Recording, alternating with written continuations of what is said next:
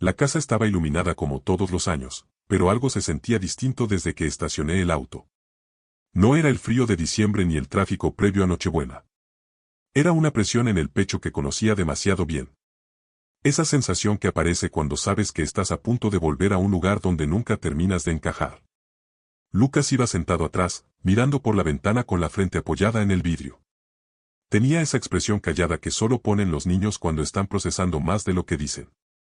Llevaba su suéter rojo con renos, el que eligió él mismo, y abrazaba una bolsa con un regalo envuelto de forma imperfecta. Había ahorrado semanas para comprarlo. Lo sabía porque cada moneda que guardó me la mostró con orgullo. ¿Listo?, le pregunté, forzando una sonrisa. Asintió. No sonrió. Ahí debí saberlo. Entramos. El olor a pino, canela y comida caliente llenaba el aire. Las risas sonaban fuertes, exageradas. Mi familia siempre fue así en Navidad, ruidosa cuando hay público, silenciosa cuando se trata de escuchar. Mi padre levantó la vista apenas nos vio. Mi madre sonrió, pero fue esa sonrisa que se queda a medio camino, como si estuviera marcando territorio, no dando la bienvenida. Llegaron, dijo ella. Pensé que no vendrían. Ese pensé siempre sonaba a reproche. Yo respondí lo justo. Lucas se escondió un poco detrás de mí. Michael ya estaba ahí, impecable, con su chamarra cara colgada en el respaldo de la silla. Su esposa, Susan, repartía copas como si la casa fuera suya.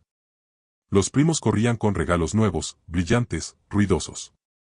Lucas apretó la bolsa contra su pecho. Ve a saludar a tu abuelo, le susurré. Mi padre le dio una palmada rápida en el hombro, sin mirarlo del todo. Hola, campeón. Eso fue todo. Nos sentamos. Yo sentí el viejo reflejo, enderezar la espalda, medir cada palabra, no decir nada que pudiera incomodar. Era una coreografía que conocía desde niño. La misma que juré romper cuando tuve a mi hijo. Y, sin embargo, ahí estaba otra vez, bailándola. Las conversaciones giraban alrededor de negocios, viajes, inversiones. Michael hablaba de un proyecto nuevo. Susan asentía con orgullo. Mi padre escuchaba atento. Yo miraba a Lucas.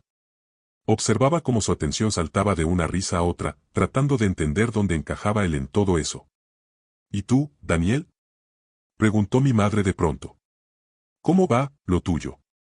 Lo tuyo. Nunca decía mi trabajo. Bien, respondí. Estable. Michael sonrió. Estable está bien, dijo. A veces no todos nacemos para crecer rápido. La mesa rió. Yo no. Miré a Lucas. Sus ojos bajaron al plato. Yo sentí el golpe, pero me lo tragué. Como siempre. Pensé, no hagas escena, es Navidad. Pensé, no es tan grave. Pensé, luego hablamos. La música subió. Alguien destapó otra botella. Empezaron a repartir regalos. Los niños se juntaron alrededor del árbol. Cajas grandes, papeles brillantes. Lucas esperó su turno sin moverse. Cuando le tocó, recibió una caja pequeña. Sonrió igual. Dijo gracias. Miró alrededor, buscando aprobación. Es práctico, comentó Susan. Para que aprenda a cuidar las cosas. Lucas abrió la caja con cuidado. Era un kit sencillo. Nada malo. Nada comparable. Vi cómo intentaba convencerse de que era suficiente. Vi cómo se mordía el labio para no preguntar. Yo apreté los puños debajo de la mesa. Gracias, abuela, dijo. Mi madre asintió. De nada. Siguieron los regalos. Las risas. Las fotos. Yo me levanté para ayudar en la cocina. Necesitaba aire. Escuché voces detrás, susurros. No quise escuchar. Volví a pensar, no es tan grave. Volví a fallar. Cuando regresé, Lucas estaba sentado solo, jugando con una servilleta. Me acerqué.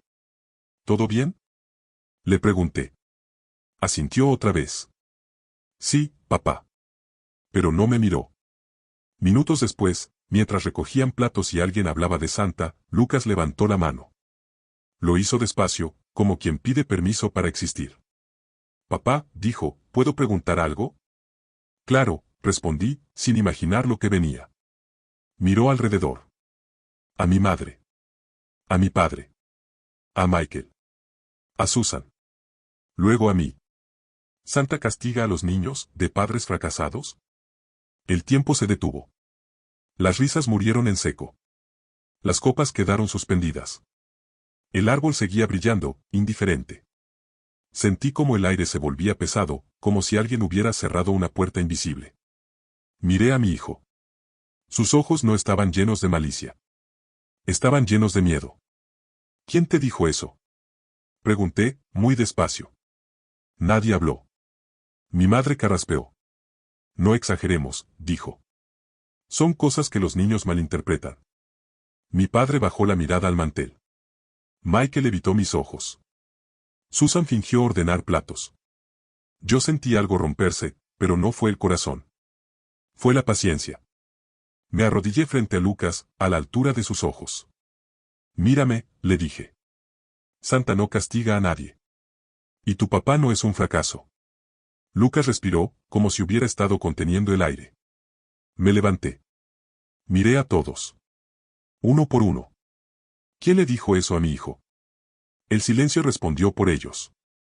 Entendí entonces que no era una broma. No era un comentario aislado. Era un sistema. Una forma de enseñar jerarquías, de marcar a los suficientes y a los que no. Y mi hijo acababa de aprender en qué lado lo querían poner.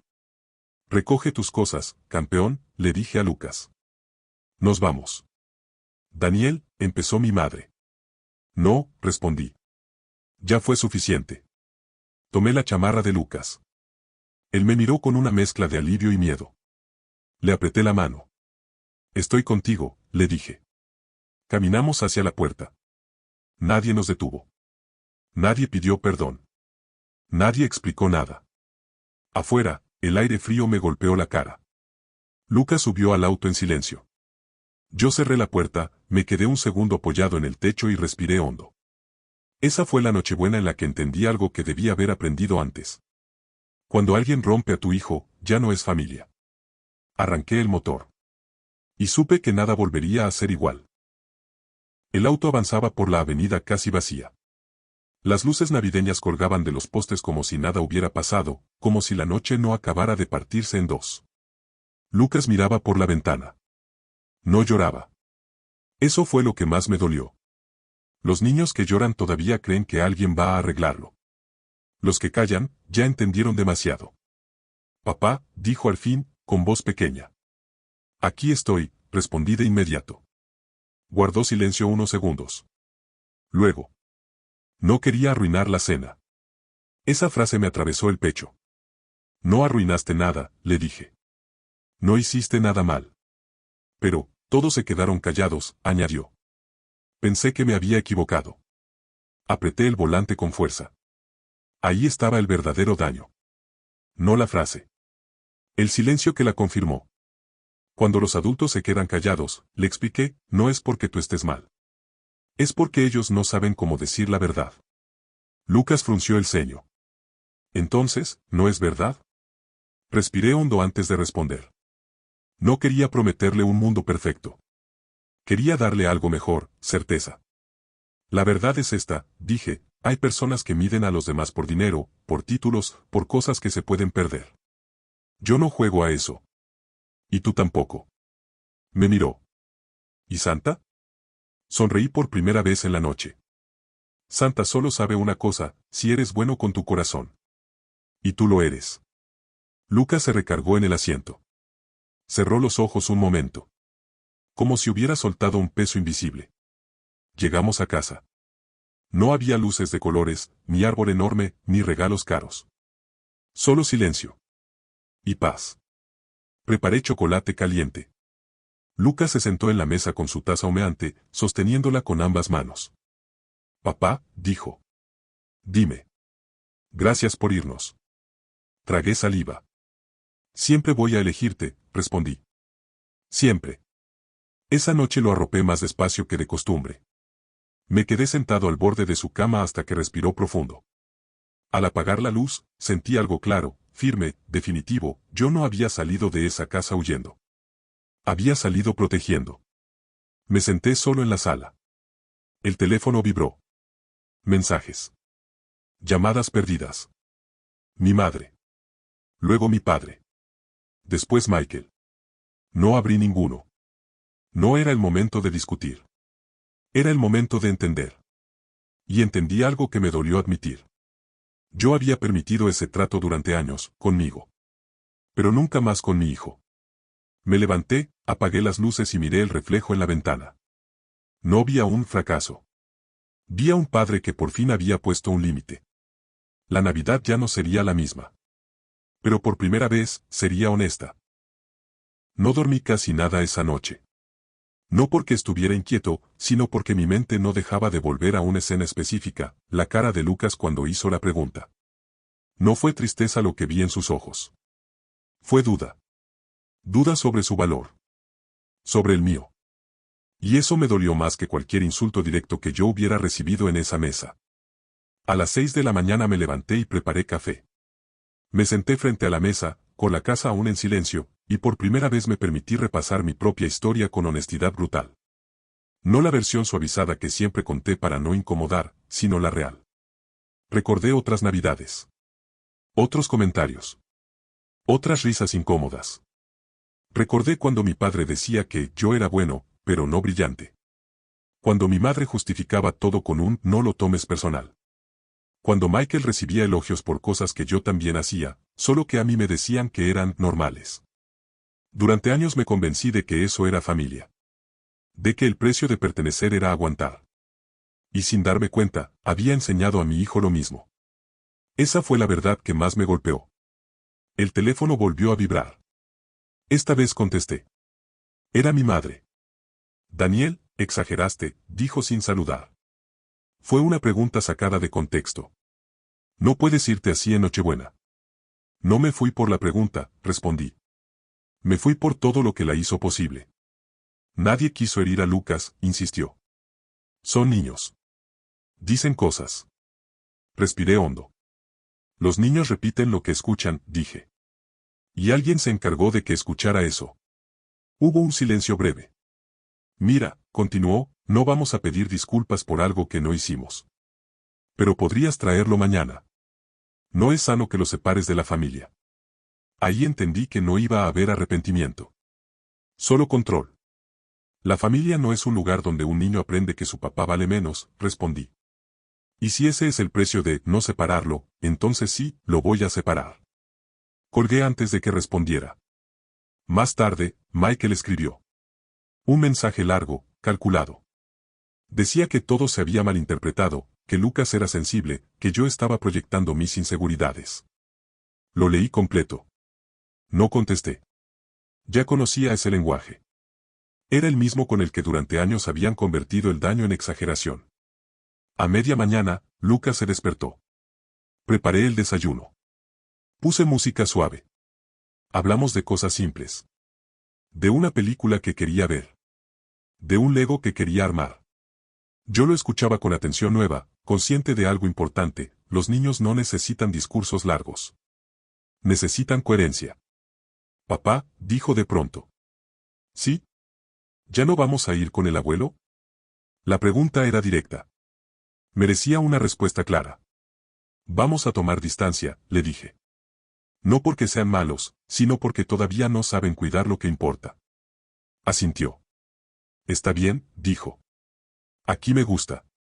Ese aquí me gusta selló algo dentro de mí. Esa tarde salimos a caminar. Compramos un pequeño árbol artificial.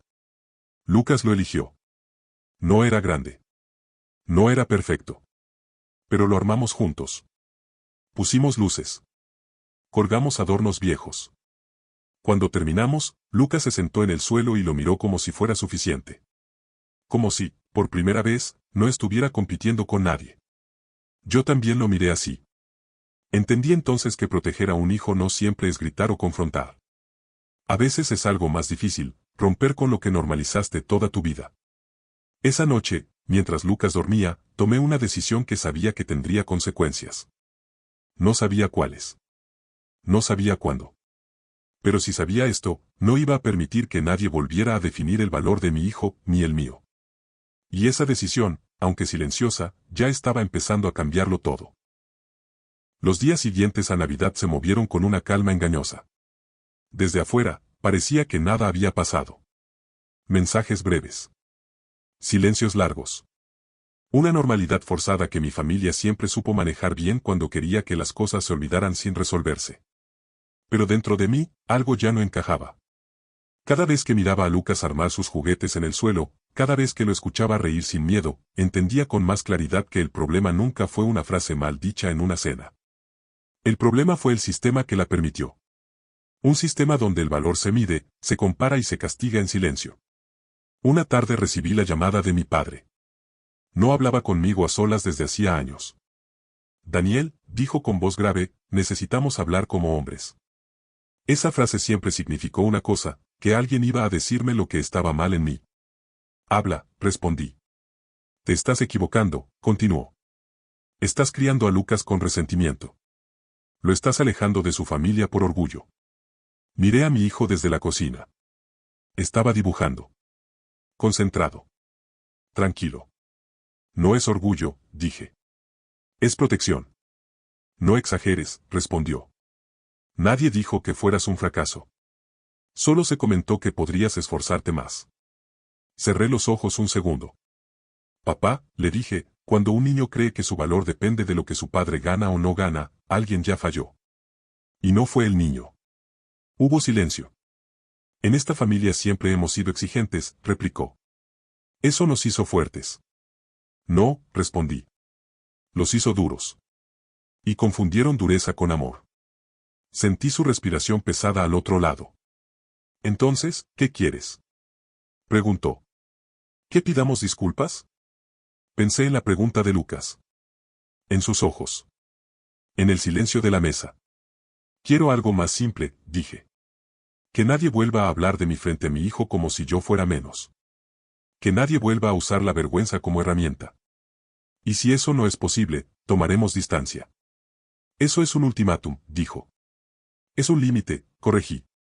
Y llega tarde. Colgué sin despedirme. Esa noche entendí algo que me costó aceptar durante años. A veces, la familia no es el lugar donde te hieren, es el lugar donde aprendes a no defenderte. Y yo había aprendido demasiado bien. Lucas se me acercó mientras guardaba los platos. Papá, ¿estás enojado? Preguntó. Me agaché a su altura. No, le dije. Estoy aprendiendo.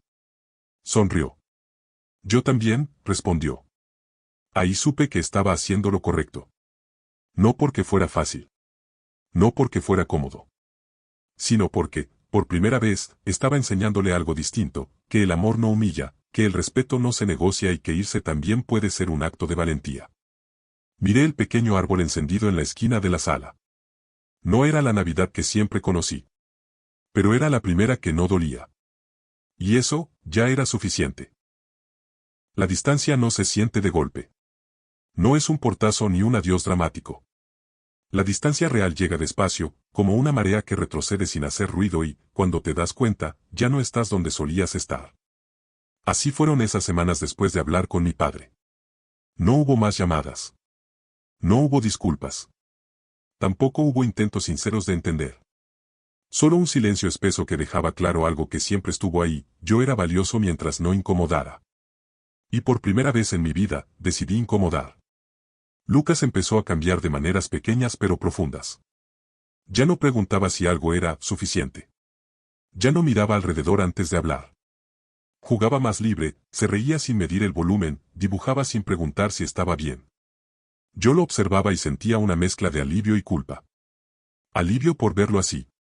Culpa por no haberlo protegido antes. Una noche, mientras lo arropaba, me miró con seriedad. Papá, dijo, ¿yo hice algo malo en casa del abuelo? Me senté en la cama. Ese tipo de preguntas no se responden de pie. No, le dije. No hiciste nada malo. Hiciste algo valiente, hablaste. Pero todos se quedaron callados, insistió. Pensé que eso significaba que yo estaba equivocado.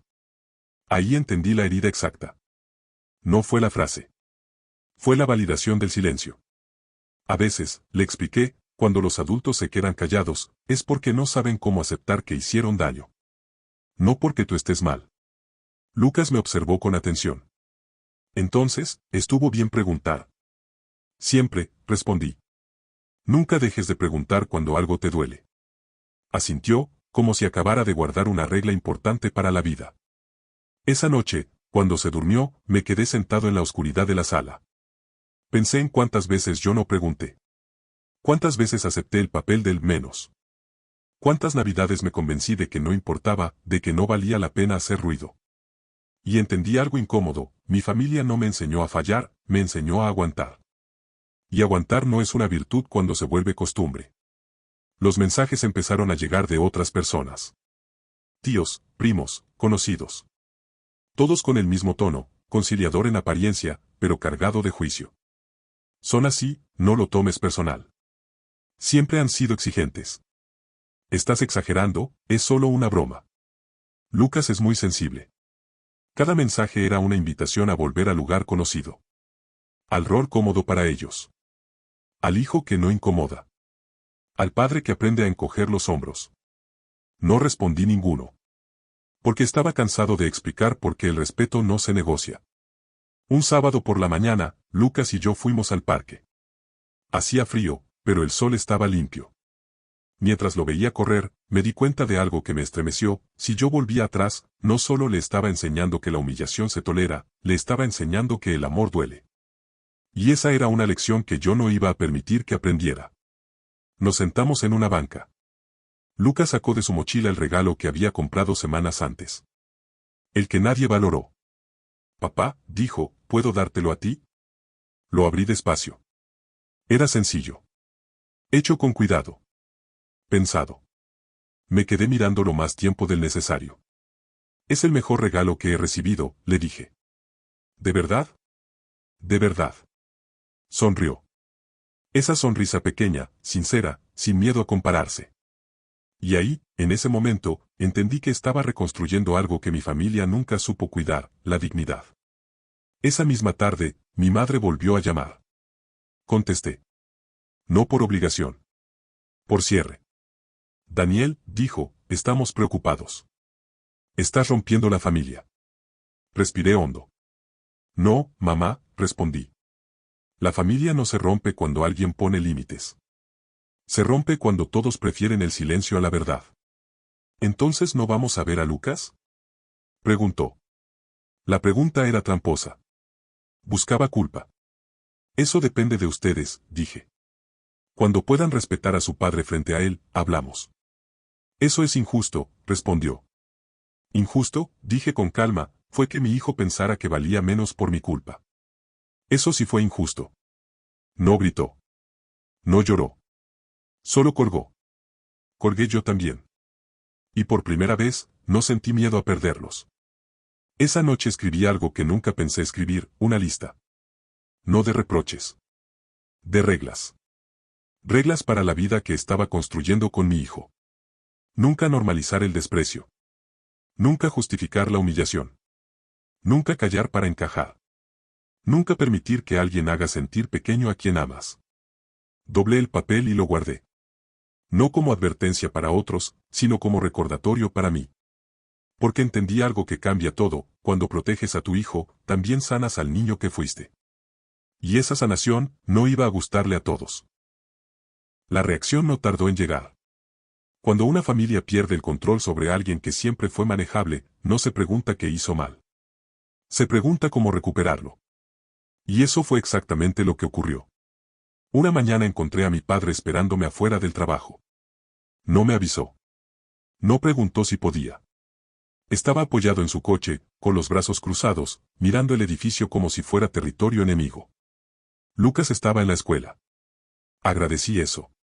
No quería que viera lo que venía. Tenemos que hablar, dijo apenas me vio. ¿Ya hablamos?, respondí. No como corresponde, insistió. Esto se te fue de las manos. Caminé unos pasos más, sin detenerme. Él me siguió. Daniel, no puedes criar a un niño aislándolo de su familia, continuó. Le estás enseñando a resentirse. Me detuve. Me giré despacio. No lo estoy aislando, le dije. Lo estoy protegiendo. Mi padre bufó, como siempre hacía cuando algo no le gustaba. ¿Protegiéndolo de qué?, preguntó. ¿De aprender a esforzarse? ¿De entender que el mundo no es justo? Ahí supe que no estaba hablando con un hombre dispuesto a escuchar. Estaba hablando con alguien que necesitaba tener razón para no enfrentar su propia responsabilidad. El mundo no es justo, respondí. Pero la casa sí debería serlo. Y ustedes no lo fueron. Su mandíbula se tensó. Siempre fuiste así, dijo. Sensible. Te tomas todo personal. Esa frase la había escuchado toda mi vida. Y por primera vez, no dolió. No, papá, dije. No me tomo todo personal. Me tomo en serio a mi hijo. Hubo un silencio incómodo. La gente pasaba a nuestro alrededor. Nadie sabía que en ese pequeño intercambio se estaba rompiendo una estructura de décadas. ¿Entonces qué quieres?, preguntó. ¿Que nos humillemos? ¿Que pidamos perdón frente a un niño? Quiero que entiendas algo, respondí. No necesitas humillarte. Solo necesitas respetar. Y si no puedes, aceptarlo. Me miró como si no me reconociera. Y tenía razón. Ya no era el mismo. Estás eligiendo un camino solitario, dijo al final. No, respondí. Estoy eligiendo un camino honesto. Me di la vuelta y entré al edificio. No miré atrás. Sabía que esa escena no iba a terminar ahí. Esa misma tarde, mi madre apareció en casa. Esta vez con regalos. Bolsas. Sonrisas forzadas. El lenguaje clásico del arrepentimiento superficial. Solo queremos ver a Lucas, dijo. Trajimos cosas para él. Miré las bolsas. Eran caras. Evidentes. Demasiado tarde. Lucas no es un premio que se compra, respondí. Y el respeto no llega envuelto.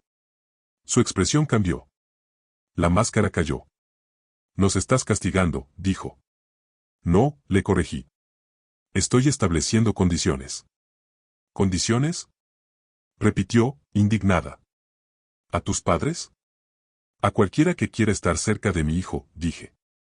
Incluyéndome a mí. Eso la descolocó. Siempre fuiste difícil, murmuró. Sonreí, sin alegría.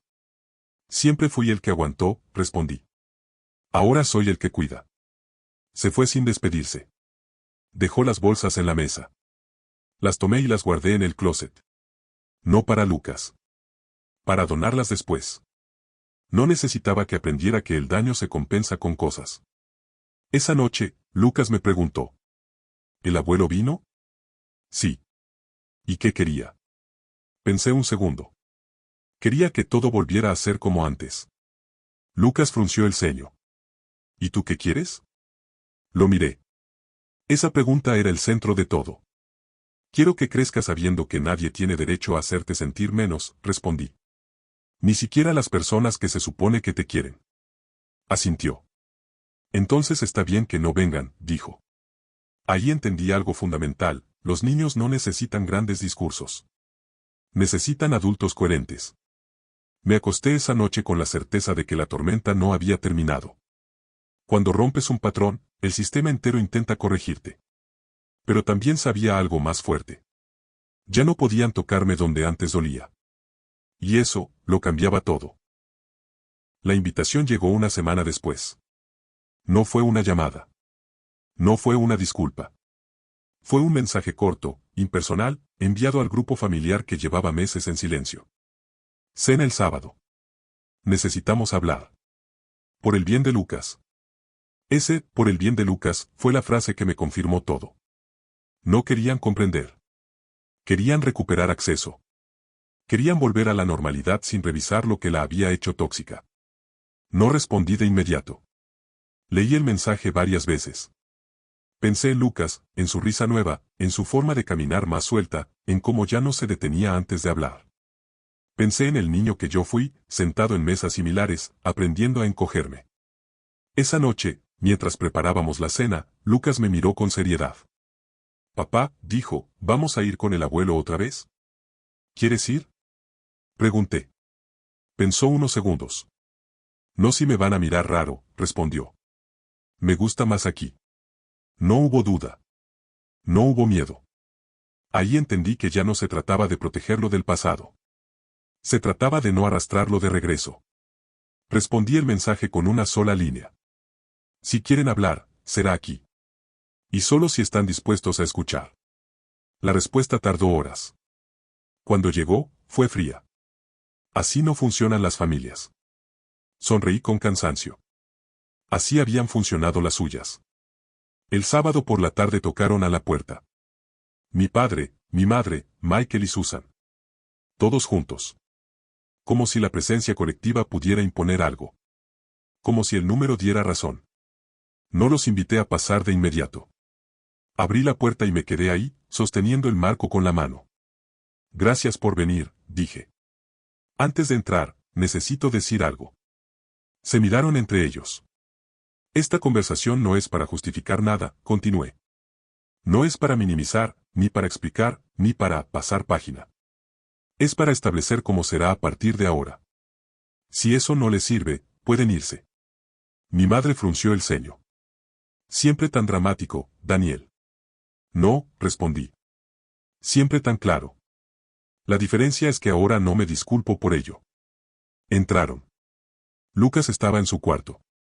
No quise que escuchara. Esto era entre adultos.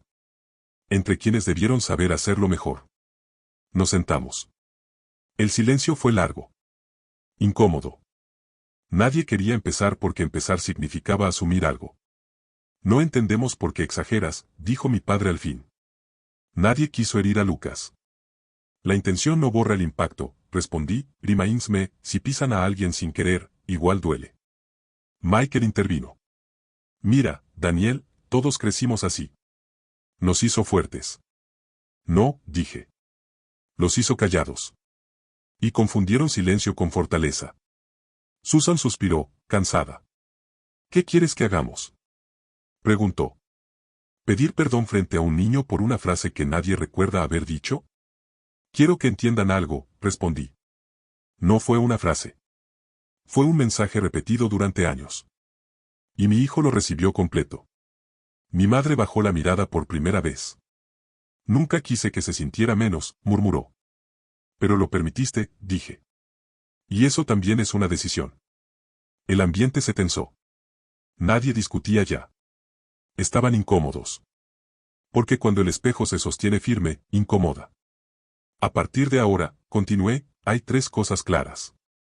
Primero, nadie vuelve a hablar de mí frente a Lucas como si yo fuera insuficiente. Segundo, nadie vuelve a usar la vergüenza como forma de enseñar. Tercero, si algo de esto vuelve a pasar, no habrá más conversaciones. ¿Nos estás amenazando? Preguntó mi padre. No, respondí. Estoy informando. Hubo silencio. Un silencio distinto. No el de la negación. El de la pérdida de control. Esto es muy duro, dijo mi madre. Nos estás quitando a nuestro nieto. No, le dije. Se lo están quitando ustedes, si eligen no cambiar. Me levanté. La conversación había terminado. Lucas puede bajar si quieren saludarlo, dije. Pero solo si pueden hacerlo con respeto. Nadie se movió. Los acompañé a la puerta. Mi padre fue el último en salir. Antes de irse, me miró. Nunca pensé que llegarías a esto. Yo tampoco, respondí. Pero alguien tenía que hacerlo. Cerré la puerta.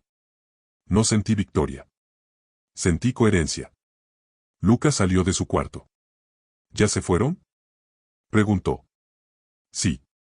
¿Todo bien? Me agaché frente a él. Todo honesto, respondí. Y eso es mejor. Sonrió. Me abrazó.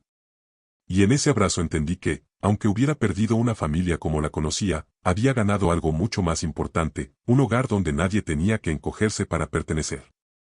Y supe que lo más difícil ya había pasado. La siguiente Navidad llegó sin avisar.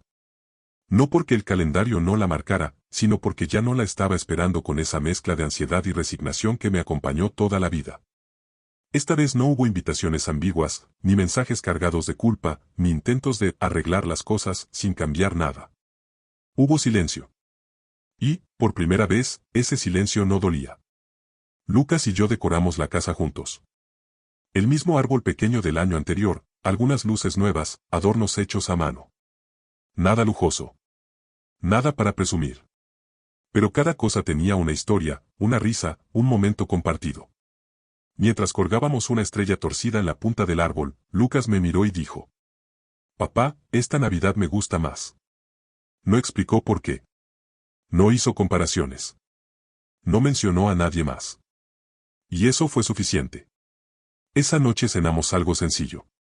Pusimos música suave. Abrimos regalos pequeños, pensados, elegidos con cuidado. Lucas abrió uno y me miró con los ojos brillantes. «Este sí parece de Santa», dijo. Sonreí. «Santa sabe dónde hay hogares de verdad», respondí. Después nos sentamos en el sillón, envueltos en una cobija. Afuera hacía frío. Adentro, no. Afuera seguía existiendo el mundo con sus jerarquías, sus comparaciones, sus exigencias. Pero aquí, en este espacio que construimos a base de decisiones difíciles, solo existía algo claro: nadie tenía que demostrar su valor para ser amado.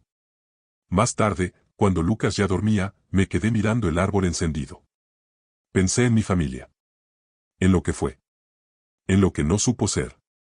No sentí rencor. Sentí distancia. Y la distancia, cuando es elegida, también es una forma de paz. Entendí algo que quiero que quede claro para quien escuche esta historia: no todos los finales son ruidosos. Algunos finales llegan en silencio, cuando decides que ya no vas a negociar lo esencial. Cuando eliges romper un ciclo, no solo cambias tu historia, cambias la de quien viene detrás de ti. Yo no gané esta batalla porque alguien perdió. La gané porque dejé de pelear donde nunca hubo justicia. Si alguna vez te hicieron sentir menos frente a tus hijos, si alguna vez normalizaste la humillación, porque así es la familia, quiero que sepas algo: proteger a tu hijo no te hace egoísta. Te hace responsable. Esa Navidad no fue perfecta. Fue honesta. Y eso la convirtió en la primera Navidad real que tuvimos. Apagué las luces. Me fui a dormir con una certeza tranquila, sin aplausos, sin testigos. Mi hijo nunca volverá a dudar de su valor por culpa de mi silencio. Y eso fue el mejor regalo que pude darle. Fin.